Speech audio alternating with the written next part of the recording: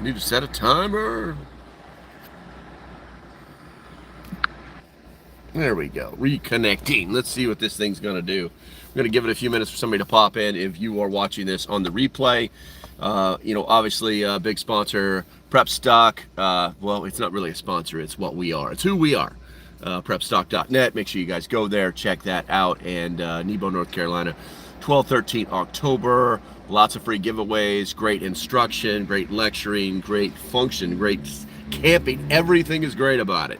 So, yeah, make sure you guys go and do that. Let's see here. We're going to give this live just a few seconds to get everybody in here. This was kind of unannounced, and YouTube is really, really slow at YouTube's really slow at getting people into these lives. There we go. Looks like Cool Colt first, Catitude number 2. Let's see who the turd is.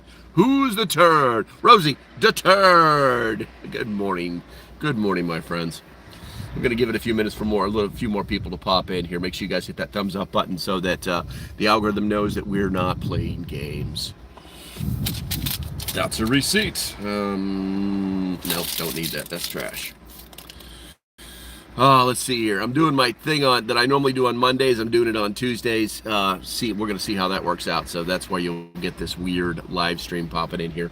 If you are here, make sure that you say hi in the chat, something like that. Good morning, like a normal human being, and that way I know you're here. Otherwise, the algorithms will not tell me. They will not let me know that you're here. Bradley, good morning, my friend. Bradley, you've been pretty active in the chat lately, man. You got a lot of time off from work or something? Viking Queen, dum dum dum. Good morning, good morning. I have 12 pages of stuff to get through in 27 minutes.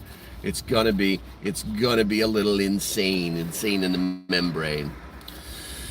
Okay, so I already did the whole prep stock thing before you guys are even in here. It's mostly for the replay, but as usual, guys. I wanted to tell you, I've got the Red's Remedies, and there should be a link someplace. If not, I'll go back and fix it later.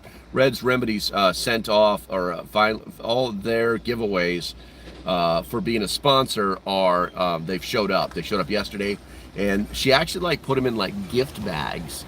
Like these little gift bags. It's really cool. She really went all out, and it's very indicative of the type of business that lady runs. It's very professional. It's really freaking awesome, to be honest with you. I'm running out of words. I'm running out of cool words to say. That's how nice it is. But let's see, where Bradley. No, I've been taking a break from some stuff that required a lot of my time. I got you. Good for you, man. Good for you. Okay, so take a sip of coffee. What we got here?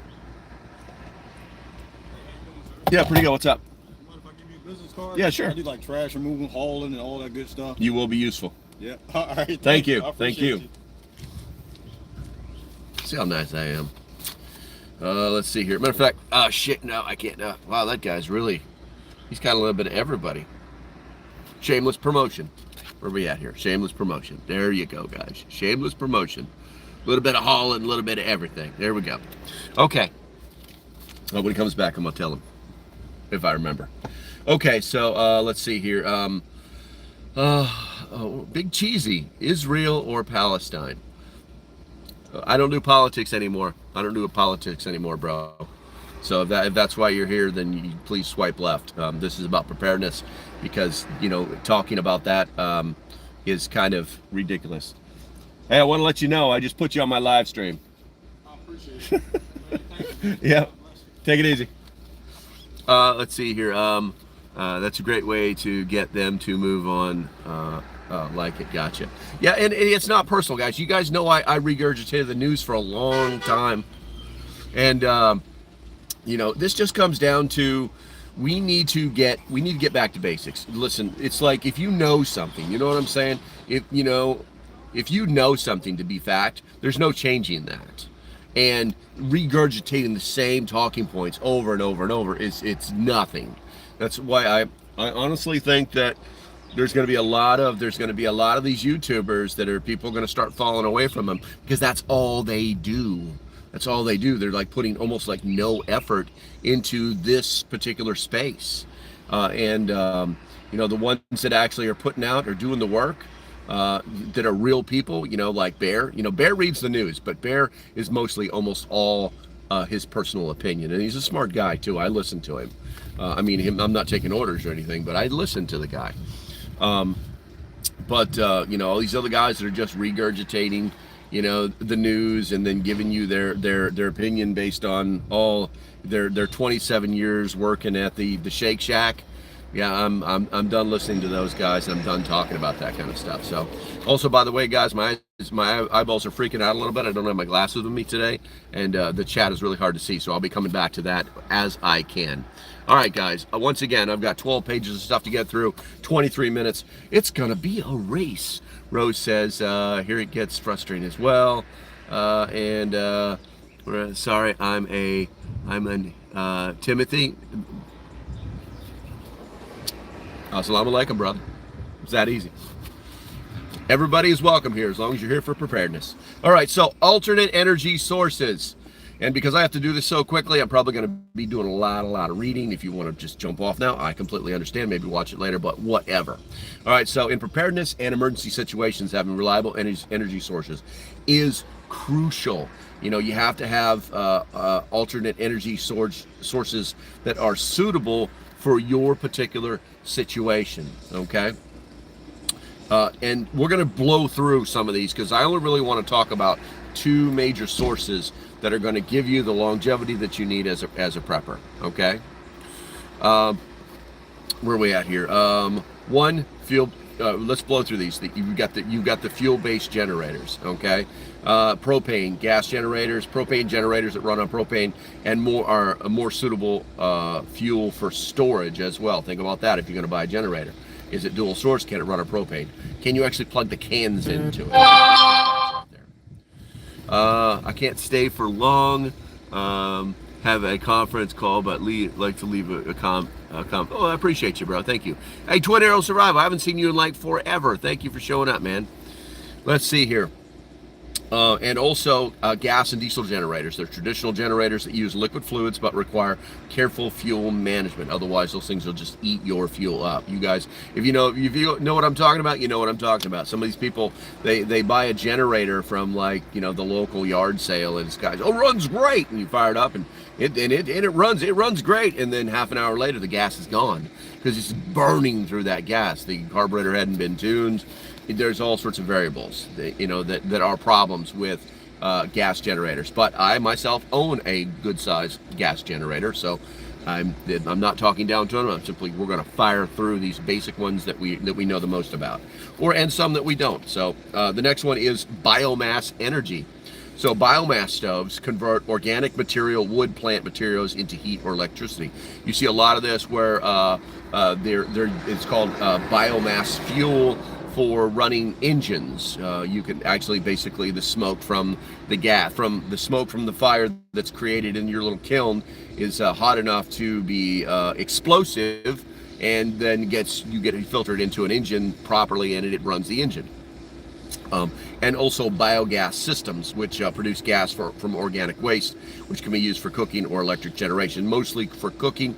These are the little turtle shells that you can bury under the ground, that basically human waste, that kind of thing. Also, I just saw this woman throw up, and she puts her thumbs up and smiles at this guy and gives him the thumbs up. That was cute. Anyway, gotta love the city, right? Let's see, no, you can actually retrofit your stove to run biogas. Your gas stove, you have to change the burners, and there's a valve that has to be put in the burner to burn that natural gas. All right, let's see here. Thermal energy, thermoelectric generators. They convert heat from campfire or stove directly into electricity. The best example of this is those little stoves, camp stoves that you can buy that advertise you plugging in a USB cable into your little fire. That's how those work.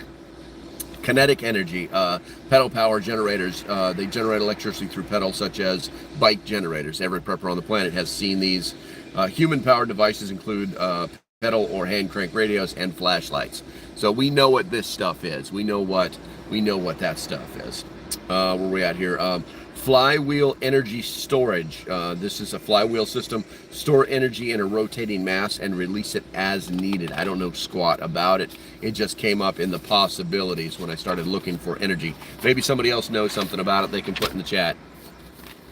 Geothermal energy. We've probably all heard of this. Portable geothermal units utilize ground heat, though less common and site-specific. Basically, the idea is that I believe it's like 6 feet or six feet and deeper. The temperature is basically 54 degrees. You can use it to heat as well as cool your house. It doesn't matter what time of year it is. It just works naturally. Then you've got hydrogen fuel cells. This was really interesting because we've all seen the guy who makes a hydrogen fuel cell and attaches it to his generator, or should I say to a motor, and then it runs. And it's like all I did was pour water into this thing. So it does work. And here's the thing, you can actually, I was doing some research yesterday, and you can actually buy hydrogen fuel cells. There are several that you can buy that are small, like laboratory type things to create hydrogen. And they're only like $25, but there are some other larger ones too that you use to create the hydrogen, and they can be in the thousands of dollars, but there were some in the mid-hundreds range. I would say that if that's something that you're into, which I find very interesting, I would just go find the videos and make one yourself, because it's not hard. It's just detailed work. It's not hard. So thermoelectric coolers and heaters. There wasn't a lot about this, because every time I did a lot of searching on it, it uses what they call the Pelter effect to generate power from temperature differentials. If this was something that was mainstream, if this were something that was reasonable, could actually like produce power, I think more people would be onto it. This sounds more like the potatoes, a couple nails and potatoes making a light go off, basically the potato battery. That's what this more sounds like. This sounds like something that would have to be very large scale to make it work. All right, so let me check the chat real quick here, guys. There's a way to make it bigger. That's what she said, but I can't find it. Survival, everybody's just saying hi. Been working and getting the homestead ready for the waves coming. Thank you, Roman. He says hit that like. Gasifier, good stuff is what. There you go, gasifier. That's what I was talking about. That is the where are we at here? That is the thermal energy. Let's see. And then we got Dog and Ball showed up. Good morning. Where are we at? Water and baking soda. Yep, and water needs to be clean like distilled water. Yes, correct. Otherwise, you will not get the ionization that you want. Okay, so sipping that power. Believe it or not, the next, 10 pages are basically the two big ones that I want you guys to think about. Hey, what's up, Creative Redundancy? Good to go. Good to go. All right, so obviously the power source of choice for alternate power sources should be solar. Okay, that's my personal opinion. Last time I checked, the big heat tab in the sky has been burning for millions of years, and it will probably burn for millions of years after we're gone, and thus creating that energy for us that we, up until the last 20 years, we didn't really take seriously. I'm a huge advocate of solar, but I'm not an advocate of solar at the industrial level. I'm an advocate of solar at the individual level. I think that every home should be powered by its own solar plant, along with wind, and have a backup. I don't care about putting stuff back into a grid. I think if people understood, the necessities to, or the responsibilities that are incurred when running power, solar and wind yourself, then they would take power usage more seriously.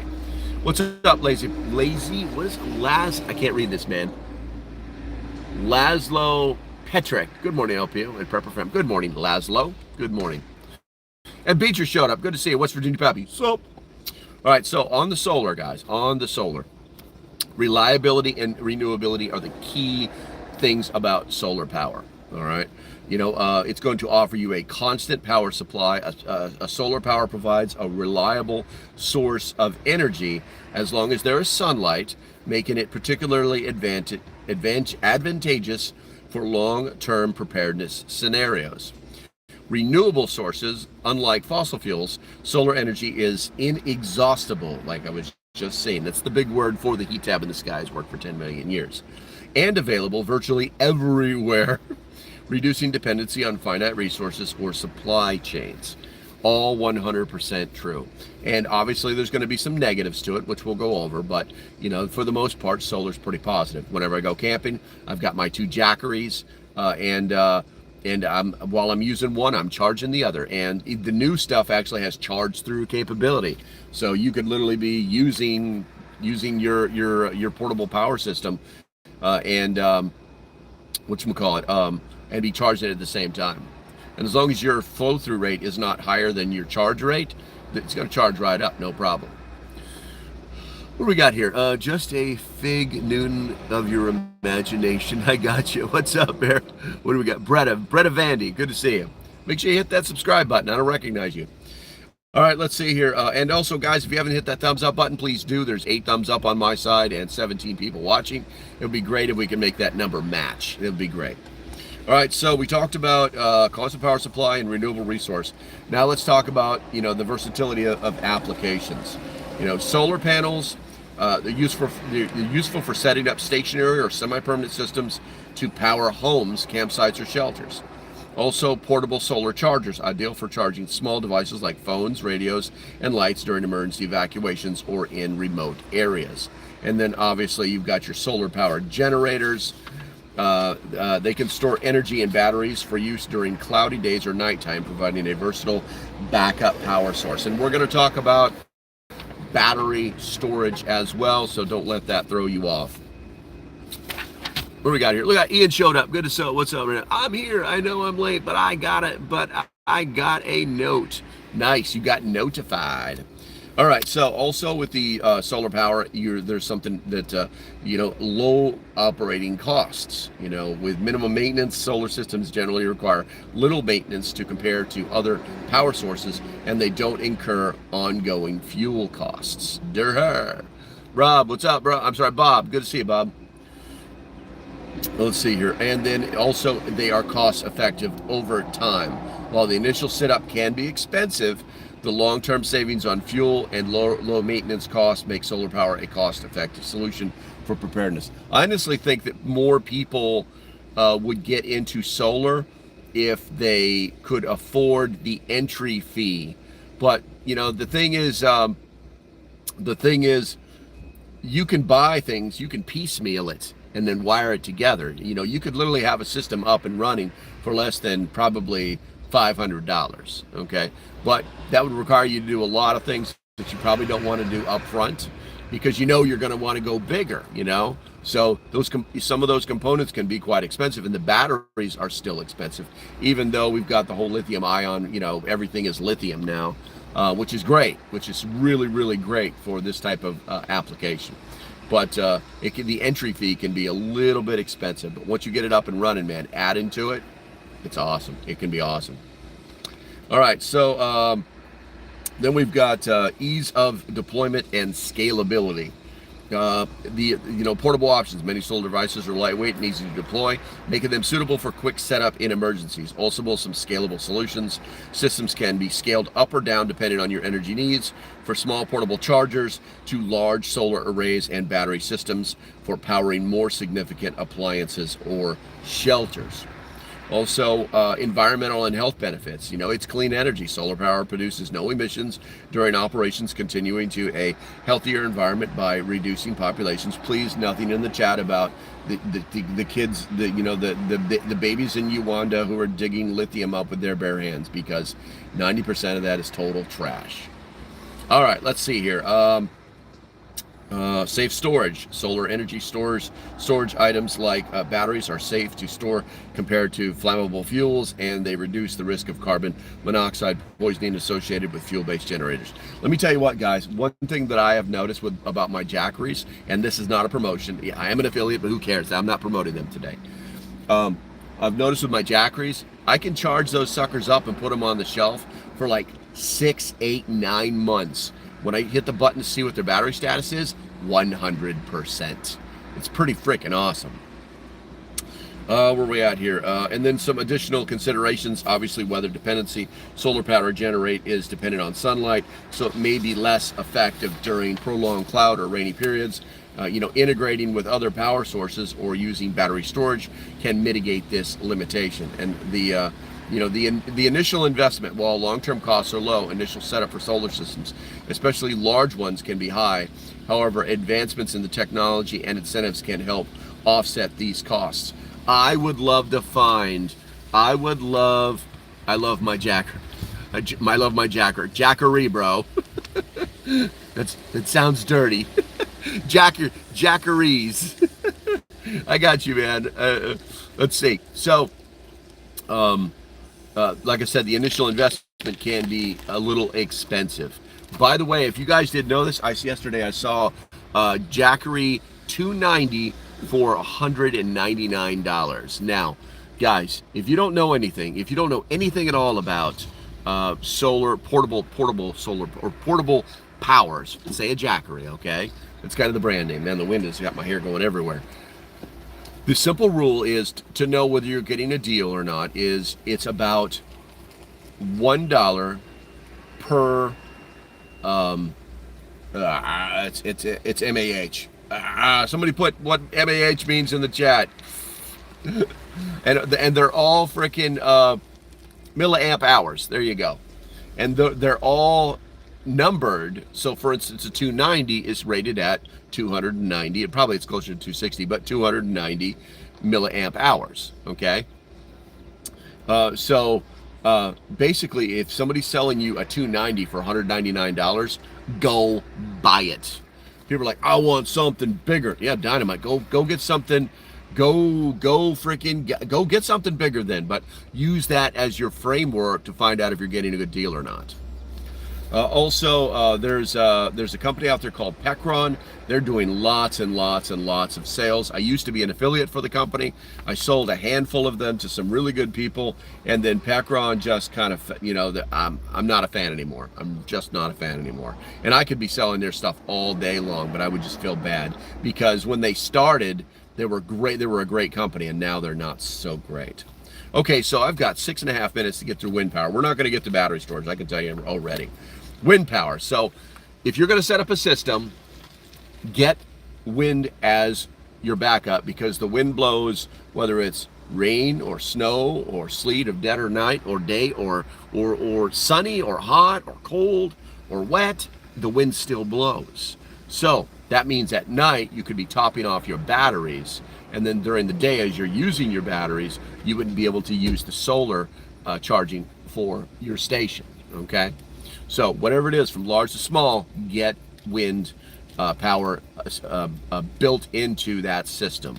And it's not super duper expensive. So just an FYI. I was looking at some the other day that are actually pretty cool. So high energy yielding windy areas, effective in windy locations. Wind power can be a highly effective energy source in regions with constant wind, offering a reliable and robust alternative to traditional power sources. Sustained power generation. Even at night or during the cloudy weather, wind turbines can continue to generate electricity, providing a complement to solar power systems, which is what I just told you. Portability and deployment. Portable wind turbines, small collapsible wind turbines, are available for emergency use, making them easy to transport and set up in various locations. Ease of assembly. Many portable wind turbines are designed for quick assembly and disassembly, allowing for rapid deployment in emergencies or mobile applications. And then you have long-term cost efficiency. Low operational costs. Once installed, wind turbines incur minimal ongoing costs, mainly limited to maintenance, making them a cost-effective solution over time. Minimum fuel dependence. Wind power eliminates the need for fuel storage and supply, reducing logistical challenges and costs associated with traditional generators. Diversify. There you go, creative. All right, so versatility and scalability. Scalability systems. Wind power systems can be scaled from small portable units for individual use to larger installations capable of powering multiple structures or a small community. Wind power is huge, and I think we should have wind power on every roof in our everyone should have wind power on their damn roof. It's that easy. It's buy in. It's free energy. Hybrid systems. Wind turbines can be integrated with solar power and battery storage systems, creating a hybrid solution that maximizes energy availability and reliability. And then we've got the environmental stuff. We know that's clean, low risk, site selection, noise and aesthetics, maintenance needs, regulatory. There's all sorts of stuff in here. So then I've got 3 minutes. We're gonna go past hydroelectric because not a lot of people even have the slight chance of doing that. We're going to go to battery storage. So energy availability and versatility, reliable power supply. Batteries provide a consistent source of power during outages or when renewable sources like wind or solar are not generating energy. This reliability is crucial for critical devices and systems. Versatile applications. Battery storage can be used to power a wide range of devices, from small electronics like flashlights and radios to large systems such as medical equipment and home appliances. Portability and ease of use. When we talk about portable power banks, which we briefly did a little while ago, their compact, lightweight battery packs are ideal for mobile use, enabling easy transport and use in various emergency situations, including evacuations and remote locations. They're basically plug and play. Most battery systems are straightforward to use, often require no complex setup or technical expertise, which makes them practical for immediate deployment in emergencies. Now, energy storage and management. Batteries store excess energy from renewable sources, solar and wind, ensuring that power is available even when generation is not possible, such as at night or during windless periods. Load management. People don't think about this. Advanced battery systems can manage energy loads, providing power to critical devices first and optimizing energy use based on availability and need. And then my personal favorite, scalability and modularity, because I've actually built my own solar systems from old car batteries and Chinese junk, and it's pretty. It was basically my Hurricane battery system, and I could run my entire front room on it for 3 days straight. Scalability and modularity. Scalability solutions. Battery systems can be scaled from small single-use units to large arrays capable of powering entire homes or community shelters.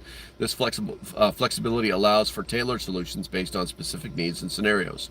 Modular expansion. Batteries can be added to an existing system incrementally, allowing users to extend or expand storage capacity as needed without overhauling the entire system. Safety and maintenance. Safe storage. Modern batteries are designed with safety features that minimize risks like leakage or explosion.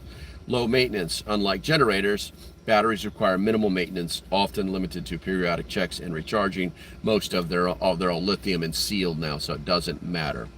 Let's see here, and then let's go ahead and then let's talk about considerations for preparedness. We're going to close this out. There's 34 seconds left. Portability. Select energy sources that are easy to transport. Storage. Ensure fuel or power can be stored for long durations. Compatibility. Choose solutions that work with your devices and systems. Reliability. Opt for robust systems that can withstand various environmental conditions. Each energy source has its pros and cons depending on the situation. So a combination of these methods is often best for comprehensive preparedness. Jamie, you showed up, and you guys hear that alarm? Can you guys hear that alarm? If you can hear that alarm, put a 1 in the chat. Type a 1 in the chat if you guys can hear that alarm. I'm kind of curious. Debbie, good morning. Good morning. I'm going to wait to see if anybody could hear that alarm. Okay, so you guys can hear it. Is it loud? Is it loud? I'm kind of curious how loud it is, because you know how that is. It's like when something goes off on your phone, it's really, really loud to the people who are listening. Yes, it's very loud. I gotcha. Laugh out loud. I threw my earbuds. Don't do that. No, that's just the alarm. It wasn't me. Okay, guys, for those of you that are just showing up, I apologize. Today is actually a short stream, but you did get 30 minutes out of me. That's not bad at all. That's not bad at all. All right, so I'm going to go do the things that I need to do in the places that I need to be. And if you like what I'm doing, make sure you guys hit that thumbs up button on the way out the door. That's the least you can do. And if you're new and you have not subscribed, please consider doing that. I'm here Monday through Friday. Rain, sleet, snow, the hail of night, whatever it may be. And if you want to support the channel, there are links below. Be an adult, spend your money as you see fit. All right, guys, that's going to be about it. Stay safe, have a great day, and I shall see you when I see you. Bye-bye.